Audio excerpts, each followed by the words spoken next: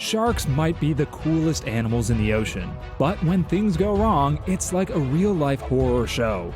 Today, we're bringing you the marathon of sharks eating people alive. Yes, you heard that right. This is going to make you think twice before going into the ocean. Join us as we delve into the scariest stories behind tragic shark attacks. USS Indianapolis. The U.S. Navy had never experienced a loss of life at sea as great as the sinking of the USS Indianapolis, and sharks played a significant role in this. The ship was delivering components for the first atomic bomb used in combat, which would be dropped on Japan later that day. However, upon its return, it was split in two by Japanese torpedoes in July 1945. More than 900 men were abandoned to the mercy of the Pacific Ocean's sharks. When rescuers arrived 4 days later, they found 579 men dead, many of whom had been chewed to pieces by circling sharks. Woody James, among just 316 survivors, said the sharks were around, hundreds of them. Everything would be quiet, and then you'd hear somebody scream, and you knew a shark had got him. Shirley Ann Durden. In 1985, Shirley Ann Durden was diving for scallops in Australia's Peak Bay when she was attacked by a great white shark about 20 feet long. The mighty fish ripped the 33-year-old in half in its first strike as her husband and 4 children stood on the shore in horror. By the time rescuers arrived, her headless torso was floating in the water. Within moments, the shark reappeared and devoured it as well. Jersey Shore attacks. During the deadly heat wave of 1916, 4 people were killed in a series of shark attacks off the coast of New Jersey in the United States. The first victim, 25-year-old Charles Vanson, died after sharks tore the flesh off his thigh during an early evening swim. Charles Bruder, 27, was killed 5 days later when a shark tore into his abdomen and severed his legs as he swam off the Spring Lake beach.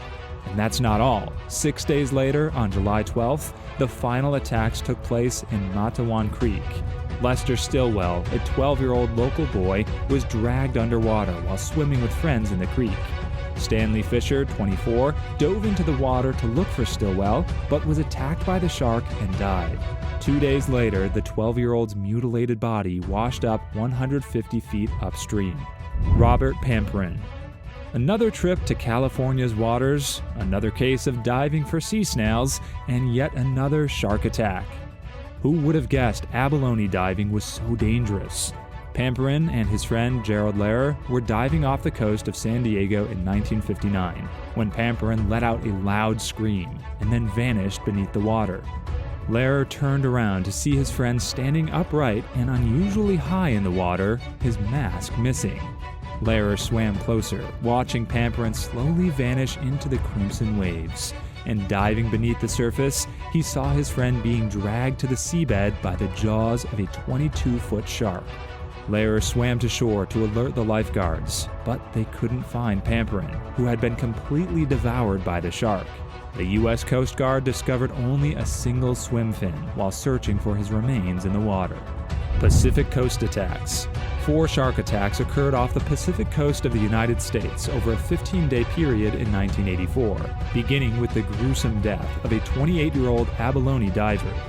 Chris Rem, Omar Conger's companion, saw a great white shark rear up out of the water behind him while he was resting vertically in the water and looking out to sea.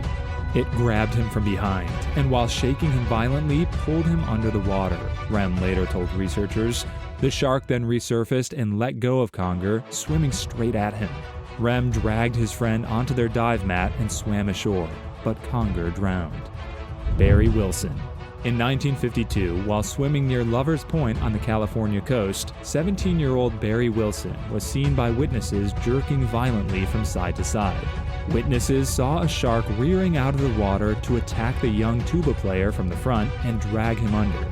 Wilson reappeared, screaming and flailing his arms in a pool of blood.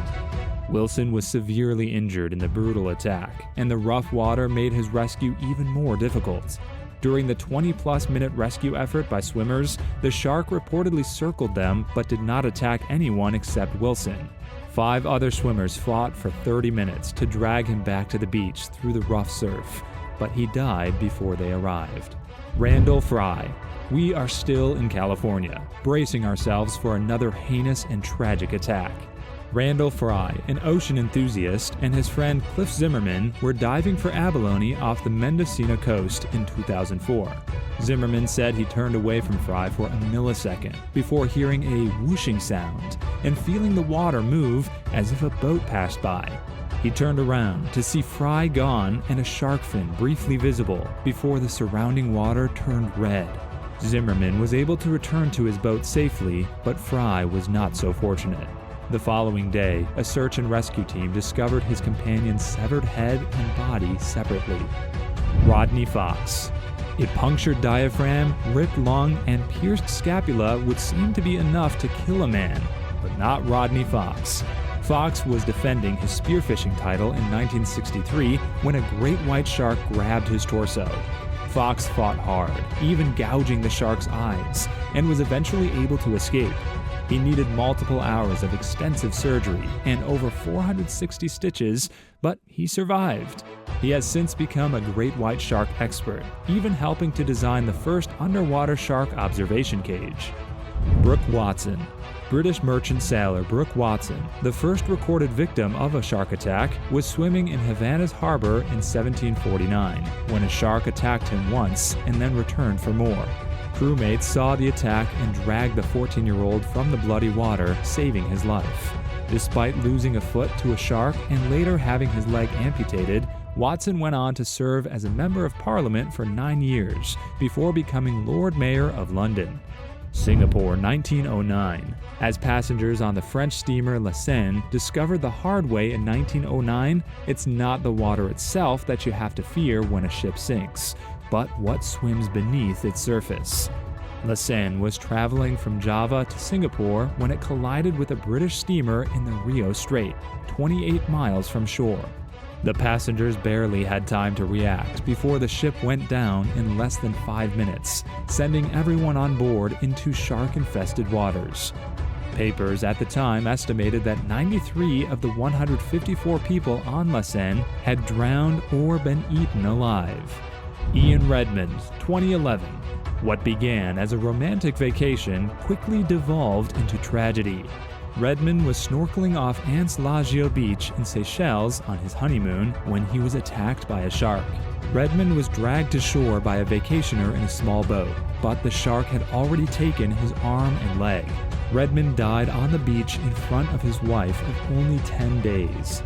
In order to keep attracting tourists, the Seychelles tourism chief chose not to close the beaches or even warn the public 2 weeks earlier. 2023. Manuel Lopez's head bitten off by a 19-foot great white. Manuel Lopez was collecting axe-tripe mollusks while scuba diving off the western coast of Mexico near Benito Juarez in Sonora. Local officials had warned him about great white sightings in the area, but he chose to continue with his dive. Lopez desired the mollusk income, weighed his risks, and decided to take the plunge anyway. A 19-foot great white shark attacked Lopez at 11:30 a.m. on January 6th, as local fishermen watched helplessly from the Tabari Bay shore. He was diving when the animal attacked him, ripping off his head and biting both shoulders, said Jose Bernal, a local fisherman who witnessed the attack in real time. These stories will undoubtedly make you reconsider your next trip to the ocean. If you enjoyed this terrifying journey into the depths, do like, subscribe, and hit the bell icon for more jaw-dropping content. Stay adventurous, and we'll see y'all in the next adrenaline-pumping video.